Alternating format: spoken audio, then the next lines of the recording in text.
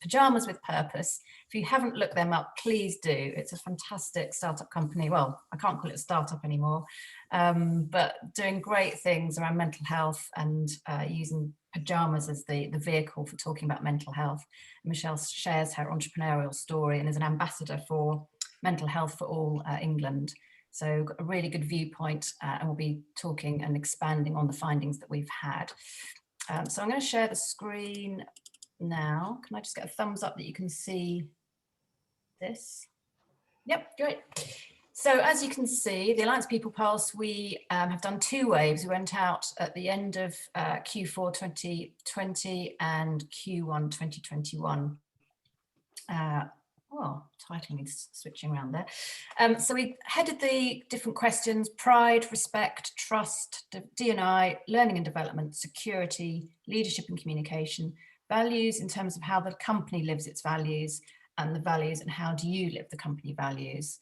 And so starting from the left, looking at pride, we've given an arrow to indicate whether there's been a mover or a shaker. And in this case, the pride in working for your agency has stayed level at around 67%. So these are questions to really think about as we go through them. Think about what would your team, what would your colleagues be answering when they answered these questions if you haven't already answered them. And just perhaps feed that back into one-to-one chats you're having with your teams at the moment. Respect, I mean, it's up 1 percentage point, so pretty much holding the same. Are you encouraged to voice your opinions and ideas? So again, think about your line reports. Are they feeling able to, in these strange times we find ourselves in, to still express their opinions and ideas even when working remotely?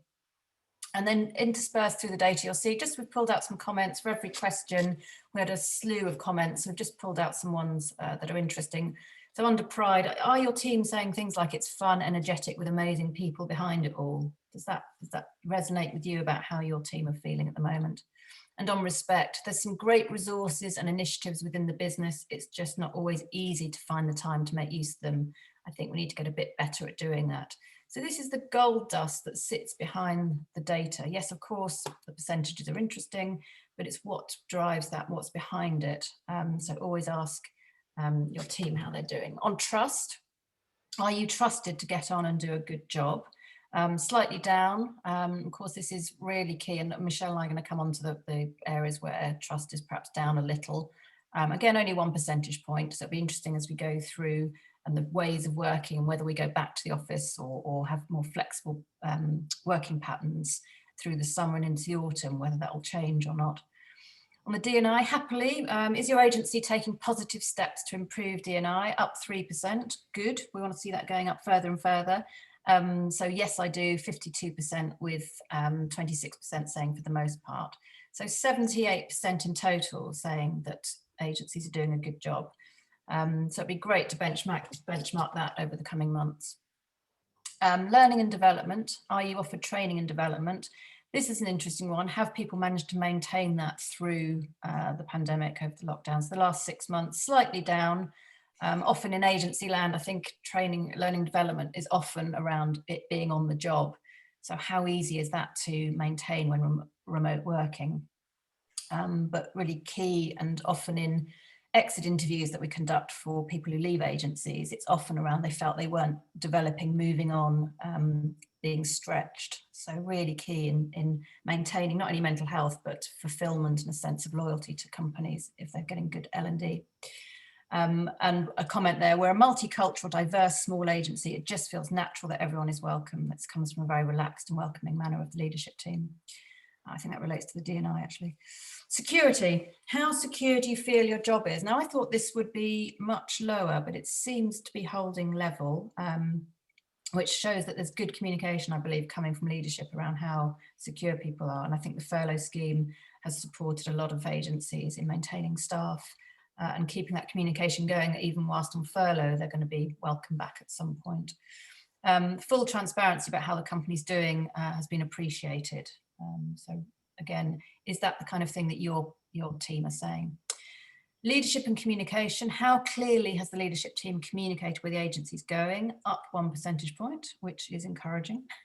So 43% saying really clearly and 45% saying quite clearly. easy for the carpenter's door to be hanging off in communications agencies particularly, but clearly internal comms is doing well across the sector. And then values, does the company live its values? 37% saying yes, it does. And it's really interesting. We often phrase this in both sides of the mirror. So does the company live its values, but then do you live the company values? Really interesting to ask, because that seeds the message to employees that actually they've got a role in how they support and create and a part of the culture. So holding level just slightly down on do you live the company values, perhaps harder when you're not mixing with your team members in a physical sense. How do you maintain that whilst we're working from home? So then mental health and well-being, which is the key focus for today's discussion. We took an NPS score on this. So we asked people on a scale of 1 to 10 how they rated their mental health. Now, and 1 being poor and 10 being excellent. And of course, this is a snapshot. It might well have been something upset people on the day, but we take this as with a pinch of salt. And we've got a score of -22. I'm sure you're all familiar with NPS. It goes from a range of -100 up to +100. So 0 is the median, the middle point. So -22 shows that it's quite a poor picture. There's a lot of mental health issues, and that's all over the national headlines. We're seeing that left, right, and centre, and only set to build, I think, and to continue as we start to emerge and the impact comes through. And this is Michelle's expertise we'll come on to. Just to finish up on the infographic, the number of responses you'll see happily at the end of last year, we had 99 responses, and in the first quarter of this year, we've gone up to 224. So we really, really want to encourage you. It's just a simple link we'll send through in April to get everybody in your agency to take part, and then you'll get your benchmark. As long as more than 6 people respond, we can give you your tailored report for your business and compare it to the aggregates across the larger group here. So it's a really valuable piece of work. We really want you to get involved. And let me now stop sharing the screen so that we can see everybody's faces. And yes, I would love to just ask Michelle first to comment on what she's heard there. I know you've had a bit of a pre-brief on the infographic, Michelle. What are your initial thoughts? And I can perhaps open it up to the group here if they've got particular questions about how we can support our teams.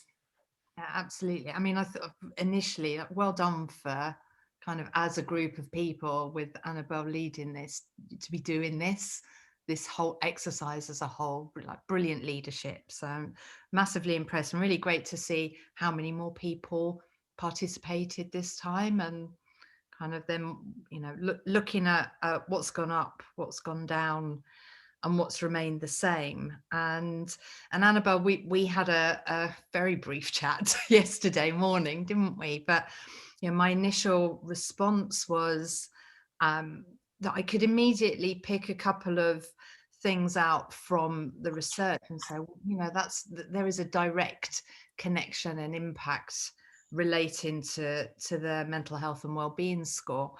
But I've sort of sat with it for 24 hours now, and I've really sat with it this morning. And the interesting thing for me I ran an agency. I started an agency called Liberty, which is 20 years old this year. I don't run that anymore. I work now in the space of mental health, well-being, and pajamas. But I'm always really interested in the whole topic that I'm very passionate about, which is making mental health an everyday conversation. I'm always interested in that from a leadership and business point of view as well as, and I know that people on the call will know that really interests me and motivates me as well. So then when I look at the whole of Annabel's overview, every single one of these questions and markers actually has a role in feeding into that last scoring around mental health and well-being. Every single one, whether it's people's sense of pride, that's innately part of our mental health and well-being, to diversity and inclusion, respect, which is all about self-esteem. If I don't feel I can mark respect very high because I don't feel I've got a voice, well, what's that doing to my confidence? What's that doing for my self-esteem? And then all the way through to, learning and development. which I think we're going to talk a little bit more about. But, you know, there's just some really quick wins where you can get multiple business benefits by investing in learning and development in the space of mental health and well-being, whether it's to support leadership, management teams, for line managers, or the business as a whole. And, you know, some of those things are certificated. So, you know, that's been some of what I've been delivering. It's a brilliant moment out for people during that working week. They feel like the business is investing in their professional development, but then also it's everything else that they get for their own mental health and well-being. So yeah, obviously I would say that, but mental health and well-being training and courses, whether it's certificated or kind of just quick, you know, an inspiring hour or a sharing hour, can make a real difference. And then all the way through to, you know, security. How secure do you feel your job is? Directly impacts people's mental health. Brilliant that that's feeling pretty level with your group of people at the moment. But don't forget, there's also a bit of a normalization around that feeling. We've just been in constant state of fear, fight, flight, fight response, you know, for 12 months now. Okay, so there's people, I think there's a watch out from a leadership point of view where people, you know, potentially are not actually showing their fear as much as when we were in maybe lockdown 1 or even lockdown 2, because I think it was written all over our faces at that point, wasn't it? And we could say, bloody hell, but now we're a year into it, light at the end of the, you know, very long, windy tunnel. So I would interrogate that, you know, some of these areas where nothing's moved so much, I'd say, you know, is there some masking or presenteeism going on here? And then all the way through to, you know, leadership and communication, you know, that looks like it's going up, and that's brilliant. You know, mental health and well-being starts with you, the leaders, on so many levels. How you're role modeling, how you are looking and reviewing your policies, processes and provisions, but first and foremost, how you're looking after your own mental health as teams. How are you talking about your own mental health, and then to the business, you know, and then all the way through as well to the values. I love the 2 different questions. That does the company live its values? Do you live the company's values? So interesting. And for me, where do you live? Do you live the company's values? Where that's gone down, again, I'm like morale, the sense of well-being, the sense of engagement, connection. These are all things that impact our mental health. So I was like, well, if you were being really radical and you took like, how do I use this whole piece of research? I'd start, if it was me, and I would start with, how do I improve and look after and understand and really focus on improving the mental health and well-being score of my people? And then I would work backwards across all of those other points, because there will then be business benefits. But looking after your own mental health and that of the people of your business is rooted in business benefits. There is the human imperative, the moral imperative, but, you know, which is, you know, just should be your human responsibility. But if you can't quite get your head around that one, this is rooted in business benefits. And I think you could set reviews, actions, measurements around all of the other topics, and for them to kind of all feed in beautifully with one another. That was my takeout in the end, Annabel. It wasn't 1 or 2 things that were relating to this. It was actually everything relates to that mental health and wellbeing score. Sure. Can I just have a show of hands, and you can unmute if you like, but how many people have got mental health first aiders in their teams or put in training? So 1, 2, 3, 4, 5.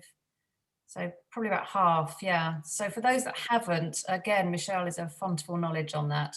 And I think there are some very, you know, some shorter courses. It's not a sort of massive investment and weeks and weeks, but some basic steps to be able to pick up on the signs and indications if anyone's experiencing mental health problems.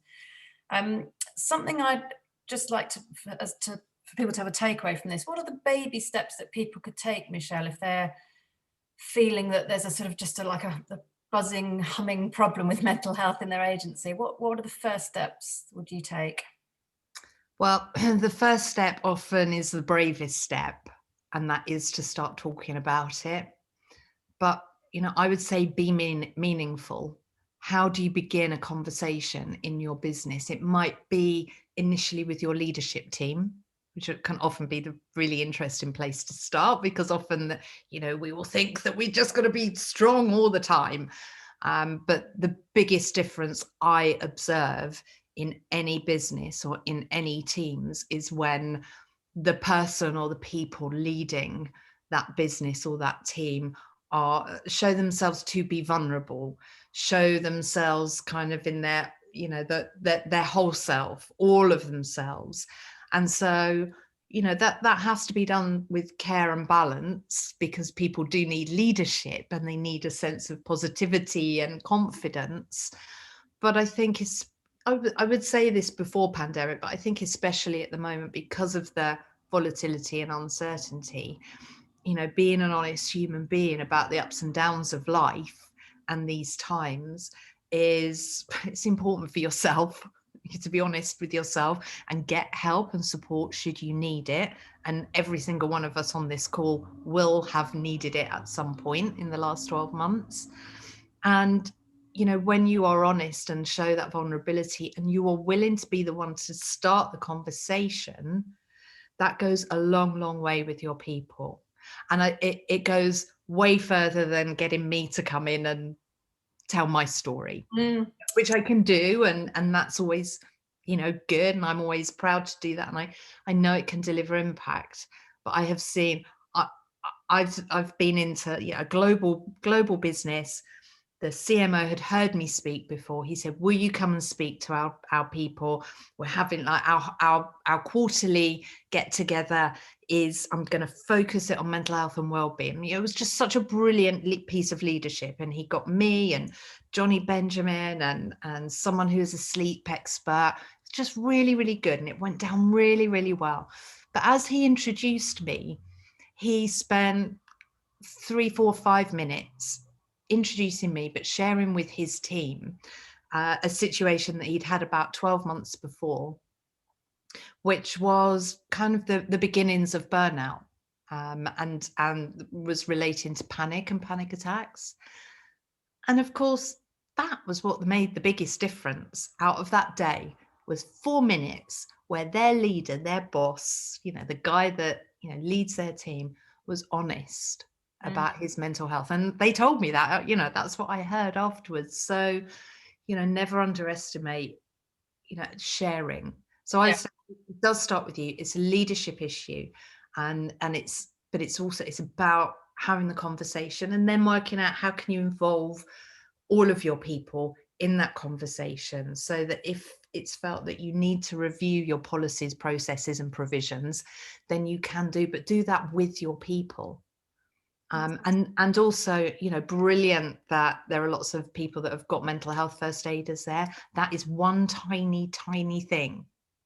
That is one very important part of all of this. But there's so much more that you could and that you should be doing as well. Are there any online resources that you'd recommend for people to go away and just pore over that would be useful? There are loads of resources now. Mental Health First Aid England have got kind of a couple of other sort of more short, accessible products. So they've got something for line managers now. I also do a version of line manager training. All the good charities, the Centre for Mental Health, City Mental Health Alliance, they're all brilliant organizations, and you will always find something there that's of use. So I hope that's not too vague, but That's great. We can share that. Sometimes you need to I would share that out as well. I think this is something that can be shared out in teams and in businesses. Yeah. While we've got Michelle on the call, has anybody got any burning questions or want to share their experience or challenges they're facing? Do feel free to speak up either in the chat function or unmute. It'd be good to hear from you. Annabel, Stephen, hi. I just think recognition that obviously that this particular period of lockdown has been much harder on everybody. You know, whoever you are, you can't help but actually feel that obviously the fact has come over the Christmas period into the new year, normally the sort of darkest, most miserable months of the year. Coupled with the fact that we now have this kind of staged release freedom, which is both encouraging but at the same time confusing people. I mean, we've witnessed in the last sort of 2 or 3 nights, haven't we, that lots of the news have been talking about the number of people that are frankly just ignoring and now in the belief that actually everything's fantastic. They go back to normal and they're hugging each other in the parks and seeing their friends and going to dinner parties, etc. I think there is two things that are really part of my question. One was kind of a statement. One is a concern that for a lot of the younger members that we work with within our agencies, it's been particularly tough on them because they're living in circumstances. Also the fact they're missing their friends and also they're not learning from their peers. Because of this apparent delay before they will be able to actually physically get together again, all done the basics, we've all been through and improved our communication. Is there anything else that we should or could be doing in recognition of this kind of delayed return to semi-normality? Yeah, I think it's a really good question, and it sort of comes back to the brief point that I was making about, you know, at first it was, you know, everyone was in shock and we could all talk about being in shock and what on earth is happening, and it feels very different now, and for some people there's this great sense of optimism and some people no. For me it kind of comes back, I think, in terms of coming back to Annabel's research. I think if I was leading a business now, not that I don't lead a business, but to, you know, the sort of businesses that you guys are leading, you know, I think it is time for businesses to kind of reevaluate who they are, what they do, what they stand for, how they do it. And it's the two questions on values, and then within that I'd say culture, because I think you know you've got, I mean, you know, I don't want to generalize, but I'll generalize just for a moment. You know, you've got people that have experienced working in a different way that they really like, and so they are hesitant to go back. There are many people that don't want to ever go back to how they were living or working. Okay, so that has to be part of the exploration as we move forward. You know, what does that look like? But then for those people who have experienced it in a, you know, not so much of a joyful way, they're going to be keen to get back and get on with, you know, their living now. And I just, you know, I think there's a values piece there. I think there's a culture piece there. And then, of course, there's how you run your business. So, you know, I think there is quite a big piece of business planning, really, in many ways, that really looks at, well, what are the values of this business and what does that mean? Does that answer the question at all, Stephen? Yeah, I mean, I think the key to that is what you said, is flexibility. You know, I think there's some people have almost become institutionalized and actually out of their doors. And I think that we're going to have a lot of people who just don't have that self-confidence to want to get back onto public transport and actually get back into a physical environment. Yeah, you're absolutely right. And that is the third area, that there's those people who don't want to stay as it has been, but are very nervous, not comfortable about going back. And that is definitely a mental health issue, you know. And this time next year, folks, I'm sorry to be a doom mongerer, but the mental health issue is going to be probably our biggest, or certainly one of our biggest issues.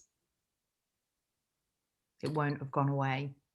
Annabel, Annabel, can I ask you, if it's a -22, would you say in normal times that would be what would you normally expect of a kind of, you know, in 2019, what would it have looked at, you know, would you have predicted? So well-being or satisfaction or mental health scores would typically be much more around 40 to 60. Oh wow, okay. Significant drop. It'd be interesting to see where this goes once we come out of lockdown. I sincerely hope it comes up above 0, but this is a pretty grim picture.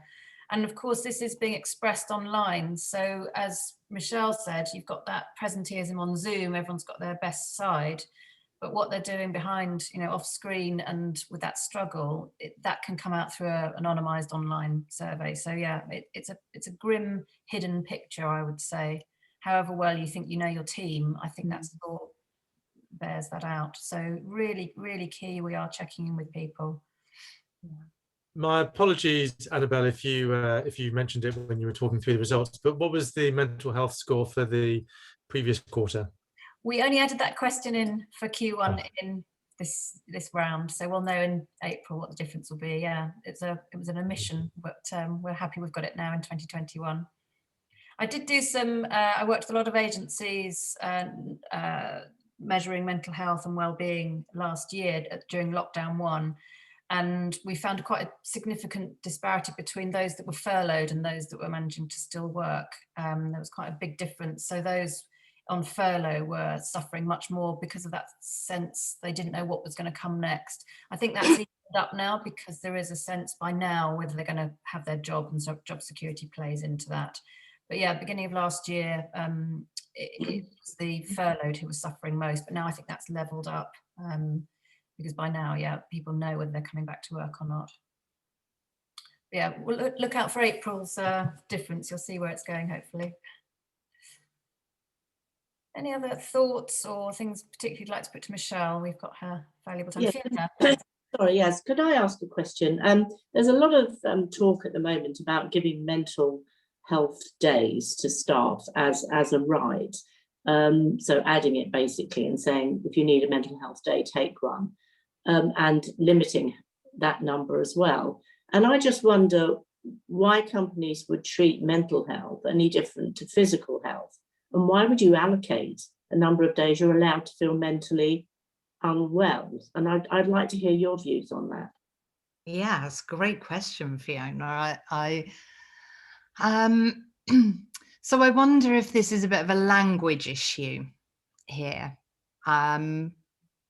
Language, the use of language on the topic of mental health can drive stigma and cause confusion and not always be helpful, even if there were kind of good intentions there. So as much as I'm understanding kind of what you're hearing is happening, so saying, well, look, you can have a mental health day, i.e. a day off that doesn't have to come out of your holiday.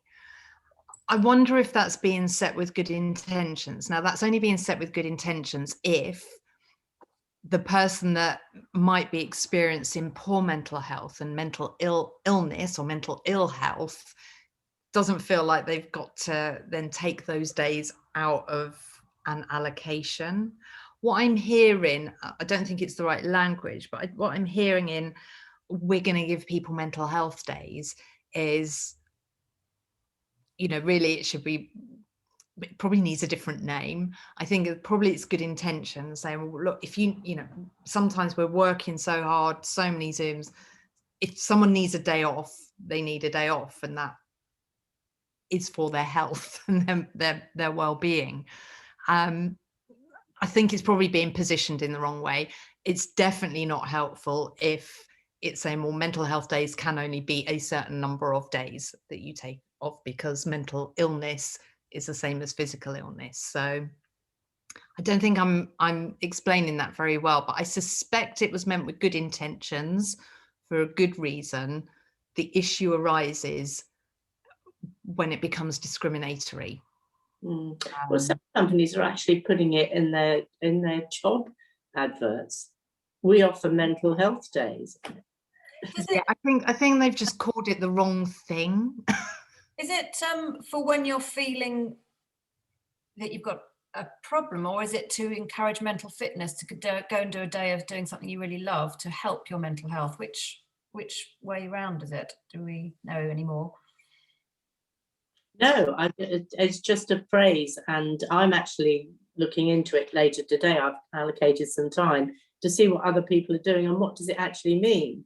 Because my approach to it is, if somebody's not mentally fit, it's the same as not being physically fit, that they need time out. And it doesn't have to have that label. I mean, it can have that label if they want to talk about it, but they should feel, for whatever reason they can't work, that they'll get the time and support that they need.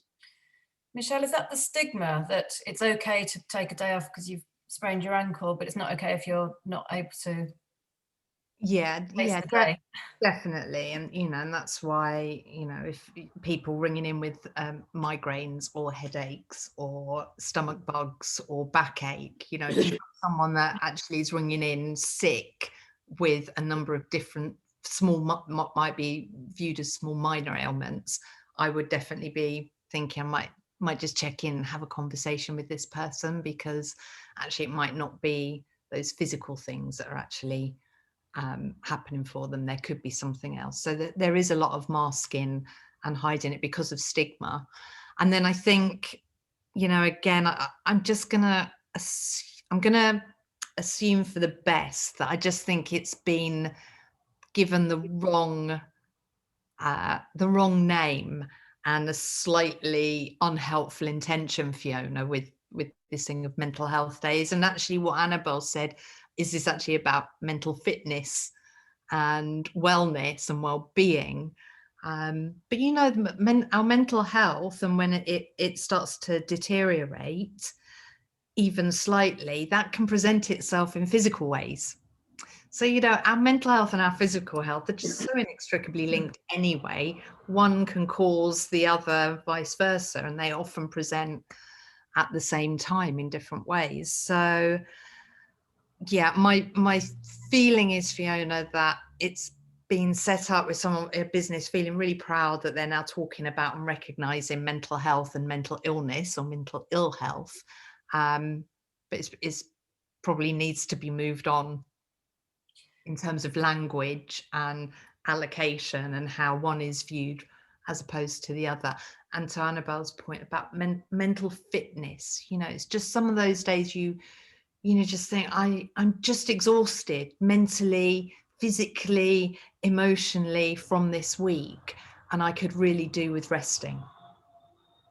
I haven't necessarily got mental ill health at this point or physical ill health, but I'm just need to stop. We used to put the duvet day back. Yeah, I mean, duvet days was the term for it. Does anybody else offer a mental health day or equivalent? Well, I offer duvet days. Yeah. Mm-hmm. Anybody else offer bonus days that aren't accounted for? Yeah, we were differently. So not in the sense of I feel poorly, therefore I should be off. So I completely agree with the point there, and I also I'm hoping it is does have positive intent, which I'm sure it does. But we have Wellness Wednesdays where we just close. We actually close everything. We've told all clients. Not every Wednesday, so that would be suicidal. But yeah. But we do, and we tell clients, and we have out of offices on, and it's known that obviously a few of the leadership team are available if anybody's got anything urgent. But generally, it's shut down, and that seems to have gone. We've only recently started doing it, but it seems to be going down really, really well, both with teams and with clients actually, which is interesting. That's brilliant, Kate, and I think you raise a really crucial part of the conversation, which I think for agencies is often really difficult, because it is about having the conversation with your clients as well, because the client relationship will often be driving this sense of back to back into the night, over the weekend, because we need to deliver. And when people are worried for their jobs, for their security, they will just keep working, especially in agencies. Well, I say especially in agencies, but you know what I mean. Yeah. And, you know, I think the really brave agencies and businesses are those that are talking to their clients, to their customers, about being human beings, as well as the fastest and the most always on. I actually think it has a positive benefit to the client relationship as well, because it opens up a new type of dialogue, doesn't it? Absolutely. Which is much more trusted and much more open. And for those clients to then feel they can show their vulnerability sometimes is obviously has a positive effect. Absolutely. And, you know, for me, again, you know, used in the right way, rooted in business benefits. Yeah. Very good. Any other questions before we start to wrap up? I was going to give you a gift of an extra few minutes. So it's Wellness Tuesday and finishing before 11:15. What we'll do is share the infographics that you've got. That please do pore over the results, share them with your team, ask those questions of your colleagues. Are they feeling those things? And if not, what can you do? As Michelle said, make a plan, do some business planning, review for what the new or the next normal is going to look like, and the mental health and the well-being of your team is so critical in that. We'll also share the links, the resources that Michelle mentioned, and details of the interventions that Michelle can help and make with your agencies if you're interested. And if you want to do a very tailored approach to your people, then please get in touch with us. We can help shape something for your agency needs if you should so wish.